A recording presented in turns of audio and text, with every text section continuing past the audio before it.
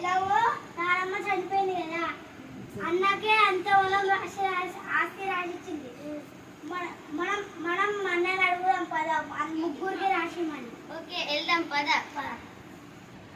అన్నయ్య అన్నయ్య చెప్పు తమ్ముడు.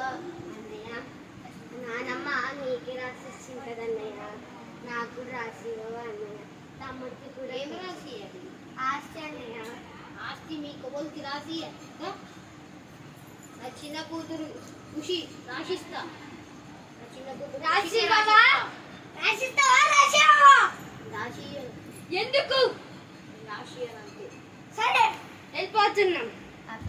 తమ్ముడు మనం కిచెన్లోకి వెళ్ళి వస్తువులు తీసుకుంటాం. చంపేద్దాం పదా. అక్కడ